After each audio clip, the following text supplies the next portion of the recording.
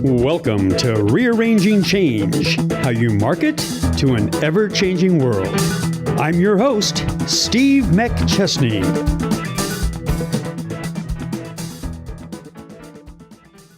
Hi, everybody, and welcome to episode number 6. Hey, I wanted to start this show off by sharing with you an email that I received from Amanda Walters out of Erie, Pennsylvania. She says, "Dear Steve, I'm enjoying your show and I find the format entertaining and enlightening.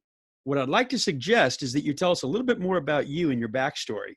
What led you to creating this podcast? Tell Ron I'm enjoying him as well." Hey, thanks for the email, Amanda. And thanks for listening. My story. Well, in the early years, I was in the movie business, but I'm going to save that story for another time. This story is going to begin in my mid-30s.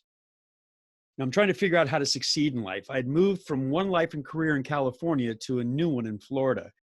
I had a new wife and a baby daughter, and I was trying to find the easiest way. I was going after every shiny object that the internet threw out there. I looked for every new hot multi-level marketing opportunity. I really wanted to find the right business and would finally give me personal and financial success so I didn't have to work for somebody else and make them rich.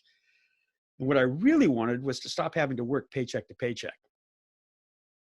The thing is, I had shiny object syndrome. I spent money that I couldn't afford to buy the dream that was promised, but somehow I could never reach. And to make things worse, I felt terrible because the more I would fail, the more I would turn to alcohol to drown that feeling. I felt even worse about the situation because I was slowly destroying my family life. I was caught up in me. I felt like a real failure that nobody understood that I was going through, and I was in the middle of a great big pity party of one. The problem was that I ran out of money. I could no longer steal from Peter to pay Paul. I had to fully realize that drinking was part of my problem. I didn't see it then, but the drinking was a big part of the reason that I wasn't finding the success. That doesn't mean that you can't succeed if you drink. I have a lot of successful friends who can drink. I'm just not one of those guys. When I drank, it became easy not to do the work, which led to the success, which meant I had to get sober. I also had to file for bankruptcy. I was on the verge of losing everything. I'd already lost my self-respect, which made me look at life differently. Then, as if by chance, something amazing happened. That's when I got sober. It still wasn't easy. I had to work hard at getting out of debt and continue to work for somebody else, but I still had the dream of having my own business. And now I began getting clear on what I had to focus on. I went to work for a major seminar company, training on copywriting and business writing. It was now becoming crystal clear to me how I could learn through teaching. I started to see that I could succeed by modeling others. I learned from my students and started applying the things that they were doing successfully. I also learned that the next shiny thing was actually a roadblock. You need to find one thing, focus on it, put on the blinders. As a result, I looked at the successful people in my industry and started watching what they were doing. I invested in myself by buying courses, books, programs, and most importantly, coaches. Notice the difference. Before, I was investing in businesses and trying to make them work. Now I'm investing in myself for my education that can make any business work. That's when I discovered that the secret is education, mentors, and massive action. I started applying what I was learning and modeled what others did, and I still do. And I learned a huge lesson. Sometimes you don't have to know how to do something, you need to know who can do it. For an example, I didn't know how to publish my book, but I did find out who could. Thank you, Rob Cosberg. Now my plan became to create more content. I wanted to figure out how I could better serve people. I changed my focus from me to you. So I started creating online courses and information products. But I didn't stop there. I then started to formulate a business plan on how I could put all of these things together. Suddenly, I was a best-selling author, not just domestically, but international. After that, I created a sales funnel, a place that I could over-deliver and help people on their journeys. But there was still a problem. I still had to build an audience. I had to learn how to find traffic. Now, I say find traffic, not build traffic, because the traffic is already there. I just had to put myself in front of it. That's when I decided to create this podcast. And what it means is that with this show, I can now better serve you. Now, that's a win-win situation. Thanks, Amanda, for the letter. I hope that helps get to know me just a little bit more. We'll be right back with our buddy Ron Seggi. My friends, I'd like to offer you a free copy of my international best-selling book, Rearranging Change, How You Market to an Ever-Changing World. Just simply go to rearrangingchange.com. That's rearrangingchange.com. Rearrangingchange.com. I will pay for your book. You simply pay for the shipping and handling. Once again, a little gift from me. Rearranging Change, How You Market to an Ever-Changing World. Go to my website, rearrangingchange.com, and get your free copy today. And welcome back. And I can see that my friend Ron Seggi is in his Oval Office at the Seggi Mansion. How are you, Ron? I'm doing good, Steve. Thanks for having me back. Nice to be with you, my friend. Thank you for coming back. You know, I was just listening to your little email that you got from someone from Erie, Pennsylvania. I don't know if you know this or not. Well, yes, of course you do, because your wife is also from Erie, Pennsylvania. Yes, but she I'm is. from Erie, Pennsylvania also. And my wife's from Erie, Pennsylvania. In fact, the only person in this whole thing is you. That is a fact. Well, you know, that's one of the reasons when I got the email, I think her name was Amanda Walters, and I asked my wife if she knew any of the Walters, and she didn't. You? Yes, I do. Yes, I absolutely do have some. Well, you might know, well, at least the parents of Amanda Walters. But Thanks. I saw the email. It was from Erie, but, you know, and she asked you a little bit about my backstory, so I thought I'd give it to her. But yeah, I thought of you and I thought of my wife. I saw Erie, Pennsylvania. So I'm just happy that that you listeners at home are sending me emails, because when you do, that's when I have discussions with you. I appreciate it. So Ron, who did you bring from the beautiful Seggi interview vault this week? Well, if you're a baby boomer, and even if you're not, I have sons that aren't baby boomers, but they love this band. Formed back in the early 70s, one of the great rock and roll bands of all time, that being Three Dog Night. And we have one of the co-founders of that band, a friend of mine for many, many years, and I know a friend of yours also, Chuck Negron. He wrote a book called Three Dog Nightmare a few years back. He's updated it since then. But if you ever get a chance to read that book, and I know you have to. It's a fascinating story of how tough the entertainment business can really be. Wow. Yeah. And definitely a mutual friend of yours and mine. And what a great rock and roll band they were. Yeah. Let's take a listen. Jeremiah was a bullfrog, was a good friend of mine. I never understood a single word he said, but I helped him drink his wine. This is no Hail Mary, no porcelain prayer,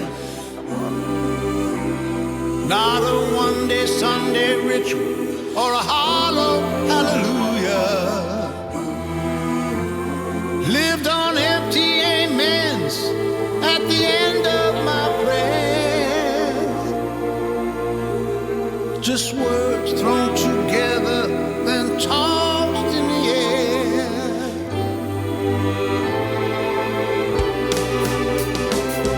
As close to hell as any tenant who lived there. That is the voice of the man. I've known this gentleman for a long, long time. Haven't talked to him in a while, and I'm anxious he's back. He's not only one of the most talented guys in this business, he's one of the nicest guys in this business. Joining us right now with yet another new CD is our friend Chuck Negron. Hey, Chuck, how you doing? I'm fine, Ron. I'm really nice to be talking to you again. Boy, we haven't talked in a long time, but when I talk about being a nice guy in this business, I got to tell a quick story before we get into what we want to talk about today.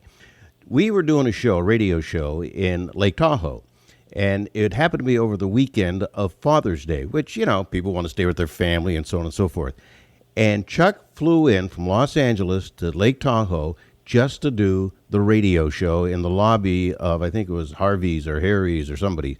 And I never forgot that. You talk about a man that comes to the aid of friends. This is the guy. I never forget that, Chuck, never. Oh, well, yeah, I remember it. Yeah, well, you've been very nice to me, and it was my my pleasure to be there for you. Well, I appreciate that. Brand new CD out. This is terrific. And now you're like the Partridge Family now. You're bringing in the daughters. I love this new CD, and it features your daughters, Charlie and Annabelle. Tell us about this thing, Chuck. Yes. Yeah, well, yes, it's the three of us.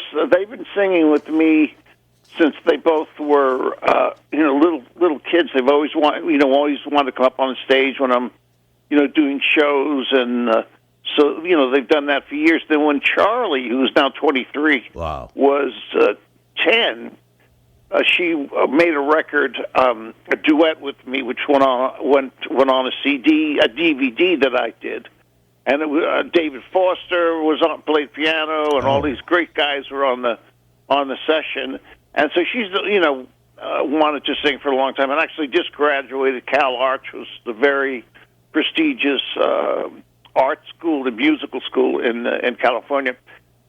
So she was very excited about doing it. And Annabelle actually was 13 when we started doing this record. So. It's not really her career path, but she loves to sing. Well, that's great, and they sound terrific. The version of "Be My Baby" by the Ronettes that is done on the CD is sensational. In fact, when you cover a record, and you know this better than anybody, when somebody covers a record, it's always like really tender territory because you don't know if you're going to do it justice. She sounds better than the Ronettes. Oh, that's very nice. Yes, both girls on it. So Annabelle starts, and then Charlie. Yeah. Sings the second half, which is "Do I Love You." Yeah. So I was very pleased with the way they did it, and in the album we had a good time doing it, and I wanted them to see how I'm like when I work, and just to kind of get a taste of to see if there's something they were interested in doing. Well, they're working at the feet of the pro, I'll tell you. Negron Generations is the name of the brand new CD. It's available at chucknegron.com and digital musical outlets everywhere. Chuck, you got some stuff on there, too, that were 3 unreleased tracks by Three Dog Night. The Letter, Save Our Ship, and This Is Your Captain Calling. Yes, we found... I have some masters, like in 2000, 7 masters were reverted to Danny Corey and I, that we would own them in the future. It's a deal we made with ABC years ago, and finally they reverted back to us. And on one of the masters that I got, actually not from the record company, not via the record company, but I got from an old manager. There were 3 extra songs on it, and I listened to them, and I went, "Oh my God, I remember this. We never got to finish them." So I went in and just kind of finished them up and put them on this record. So I'm very excited for the fans to have this. Yeah. One of the things that Chuck does, ladies and gentlemen, is that he constantly recreates himself. He's had several CDs out over the past years. This one, of course, as we mentioned, a family affair. And you and I talked about this once before, Chuck. When you've had so many hits, huge, we're not talking about marginal stuff here, huge hits in a career, it's very difficult to go on stage and not play all the hits. It's tough to introduce new music, is it not? Oh, it's very, very, very difficult, especially in the genre that I'm working with now, because there are fans that are there to see and hear the old music. So, sure. I can't, like when I do the Happy Together tour, I can't do anything new. I have to do all the old hits, which is fine. That's what I'm there for. So I love it. With my solo band, I would do a lot of several songs, and I found that the promoters were going, could you do a little less? They really want to hear the hits. And the reason, the dilemma I had was that we had so many hits. Yeah. That they, they want to hear as many as possible. So when I did new stuff, it cut into some of the hits, which usually isn't a problem for most bands. They do 3, 4, whatever hits they do, and then they do new stuff. But for me, there was so many hits. So, I do the best I can. And we try to make sure that the fans get what they want. Boy, that's a heck of a dilemma to be put in. I got so many hits, I can't sing them all in the show. You can't say that about the Tremolos, you know what I'm saying? Right. Now, this Happy Together tour, and this is a great combination of people. The Turtles, featuring Flo and Eddie, they're crazy. The Association, the Box Tops, the Cowsills, and the Archers, starring Ron Dante. A few people probably know that he was the voice of all the Archies. Yes, and many commercials. Many commercials, yeah, many commercials. The tour schedule that you on is like the old days. I mean, you're going to be doing, over 60 tours.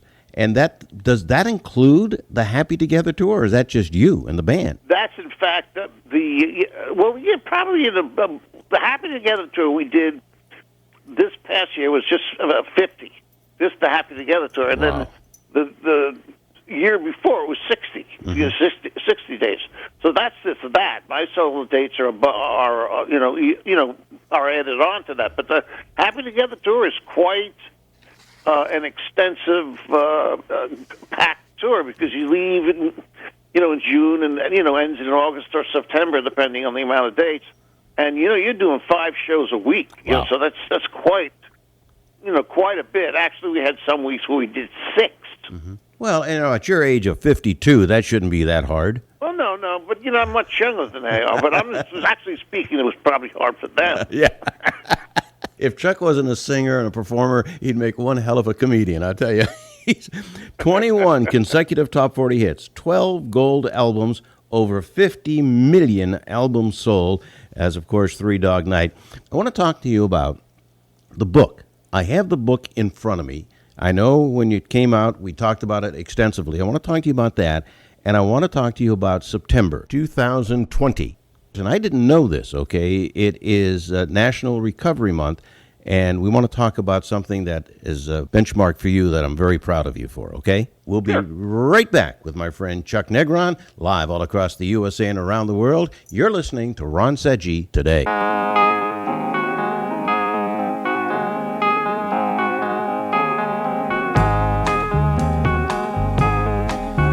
Want some whiskey in your water, sugar in your tea? What's all these crazy questions they're asking me? This is the craziest party that could ever be. Don't turn on the lights, 'cause I don't want to see. Mama told me not to come. Mama told me not to come. That ain't the way to heaven, no.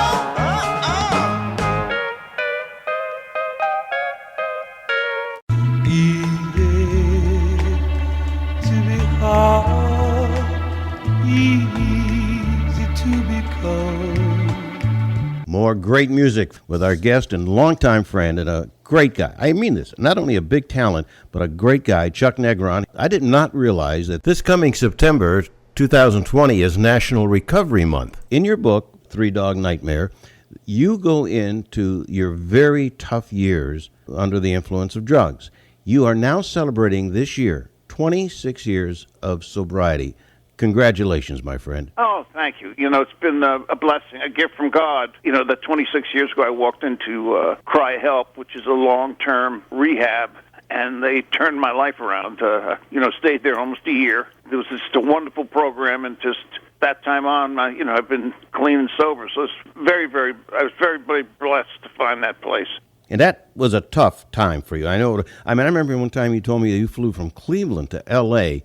just to be able to get some drugs before a concert that you had to do back on the East Coast. You were selling gold records, your own gold records, to pawn shops. It's a remarkable recovery. Everybody should read this book. I mean, really and truly. Is it still out? It's actually coming out again in November. I wrote 10 new chapters. Last, edition. I won't, do another one. But anyway, it's coming out in November, being re-released. It's going to be everywhere. Like I said, 10 new chapters. And we're very, very excited about it. It is now required reading in many rehabs across America. Really? They use it, as a book of instruction and just helped a lot of people. And that's why I wrote it. I mean, I wouldn't have been so graphically honest about, what a pathetic human being I had become and how terribly it affected my family. I wanted it to help people. I wanted people to know, how bad it could get, and I wanted families to understand. So, it's the reason I wrote it. So I'm so glad that it is being used to help others. There were some great possibilities, as I think there should be, of this becoming a movie. Any more movement on that? Because this would make a terrific theatrical release. Well, it's kind of timing is everything in this business and probably life. But what happened then was New Line Cinema wanted to make the movie and was very, very excited about it. We were in production, pre-production,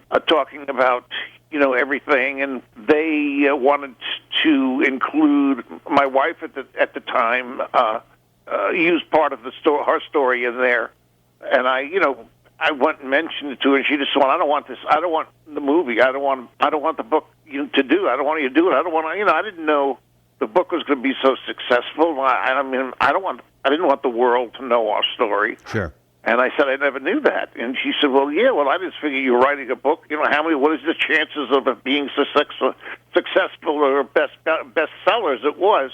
And now the movie, I don't want it. Actually ended up divorcing because she was just very unhappy. So, of course, I told them, I'm sorry, I can't do it. So once it gets out there, it was in production and we pulled it. You kind of, not known as someone that cooperates. You kind of get a bad rap, because they put money into it already. So at any rate, I don't know. Someone's going to have to come along and read the book and just get excited about it all over again, and then just want to make a movie of it. So we'll see. Maybe when it comes out in November, it will generate some new excitement. There are new chapters which add to the drama, so to speak, and the recovery of the wonderful, exciting stuff. So, maybe it will stimulate some new interest.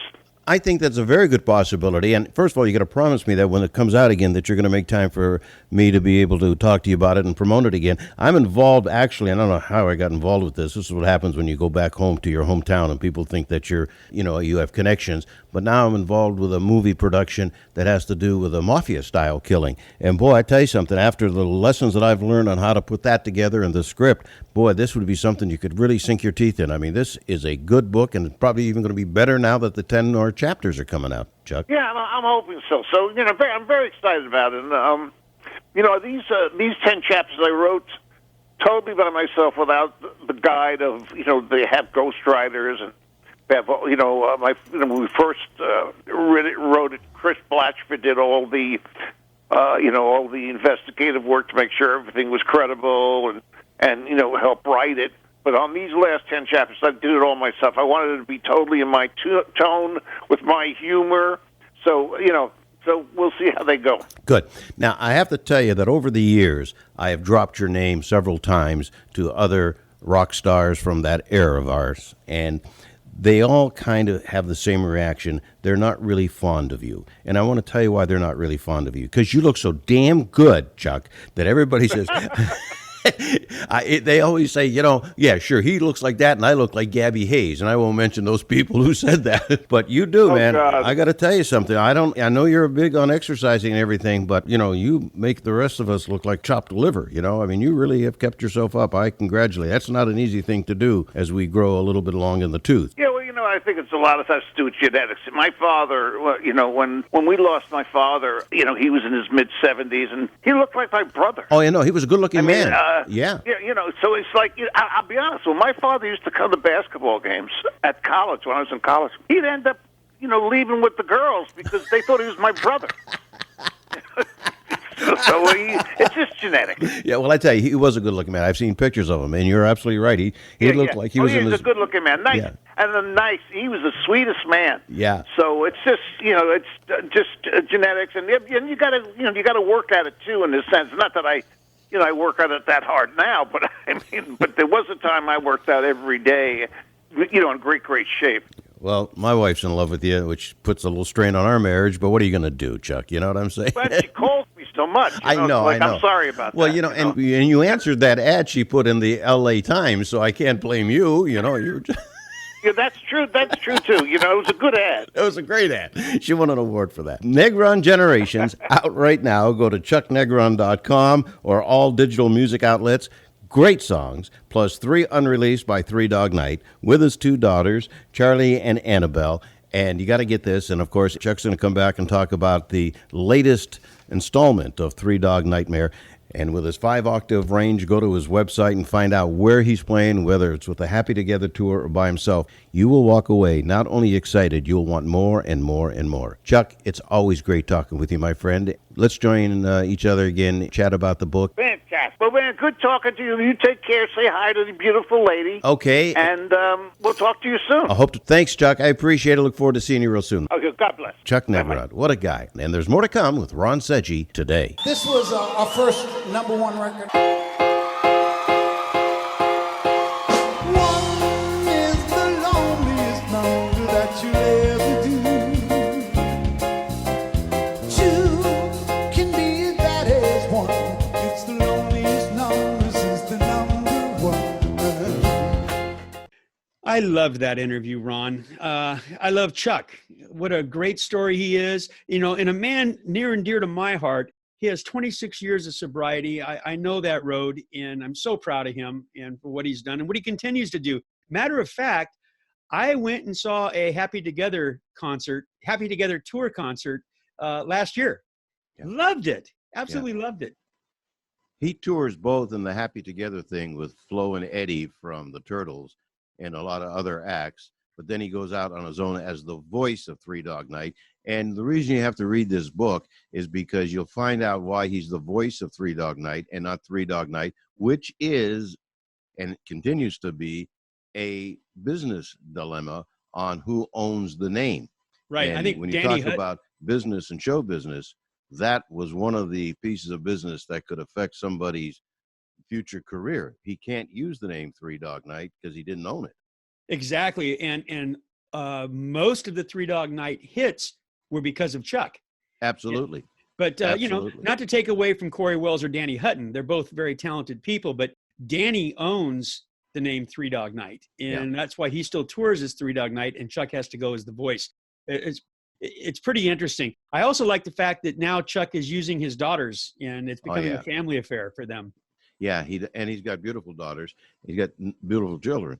You know, the one thing that really kind of got me, he told me one time that he was sitting in the bleachers of a baseball game with, 20,000 people, and they're playing the song which starts off with the bullfrog, and everybody's singing the song, not knowing that he's sitting there, unrecognizable. Right. And it's his voice. And it's his voice, yeah. Sometimes you don't know who's sitting right next to you. You know, it's funny. The first time I interviewed him and he came to the studio, I'm thinking to myself, boy, what am I going to say to this guy? Because all the albums and all the times I saw him on concert, he had that mustache and that long hair, and he looked scary, Yeah, yeah. And when he came to the office, man, he was the nicest guy in the whole world. I've worked with him several times. He did me some huge favors, as we talked about on the interview coming to Lake Tahoe and doing my radio show there. He's just a nice man.